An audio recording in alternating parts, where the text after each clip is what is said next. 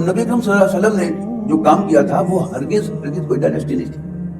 یعنی کوئی دور دور سے بھی آپ ڈھونڈیں گے تو آپ کو ڈائنیسٹی کا سراغ نہیں ملے گا, وہاں ایک ریاست کا سراغ ملے گا. حضرت عمر نے آج تک کی جو پولیٹیکل سائنس ہے اس کا نقشہ پیش کر دیا تھا کہ آج بھی پولیٹیکل سائنس میں اسٹیٹ سے اوپر نہیں گئے, سارے جو بڑے بڑے سر لے کے بیٹھے ہوئے ہیں وہ اسی نتیجے پر پہنچے ہیں کہ اسٹیٹ جو ہے وہ 3 پلرز پر کھڑی ہوتی ہے, ایگزیکٹو, لیجسلیچر اور جوڈیشری.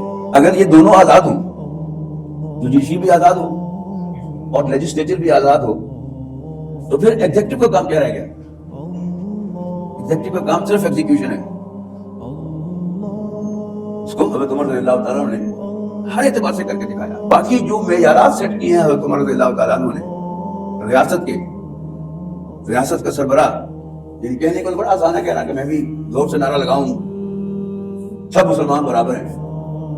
جب نے اور کیا جو ہمارے 3 خلفاء جو ہے وہ شہید ہو گئے عام آدمی کی طرح. حضرت عمر کو آ کر ایک آدمی شہید کر گیا, جبکہ آپ نے پریڈکٹ بھی کیا تھا کہ یہ مجھے قتل کی دھمکی دے کے گیا, پھر بھی کوئی پریونٹیو میجرز نہیں لیے گئے کہ کوئی ان نون بندہ نہ آ گیا شہید کر گیا.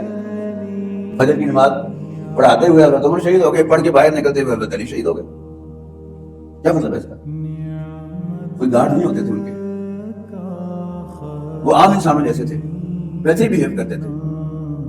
اور حضرت عثمان رضی اللہ تعالیٰ نے تو باقاعدہ ایک ورڈکٹ دیا کہ جب حضرت معاویہ اور حضرت عمرو بن العاص رضی اللہ تعالیٰ عنہما نے ریکویسٹ بھیجی کہ آپ حکم دیں تو ہم فوجی لے کر آئیں اور ان بلوائیوں کا گلا کما کریں, صاف کہا کہ میں اپنی حفاظت کے لیے, اپنی جان کے لیے کسی مسلمان کلمہ گو کا خون نہیں مارا. وہ صرف یہ کہتے ہی نہیں تھے, انہوں نے ثابت بھی کیا کہ ہم عام مسلمان جتنے امپورٹنٹ ہیں. سبحان اللہ, یہ کہنا بہت آسان ہے کہ تمام انسان برابر ہیں.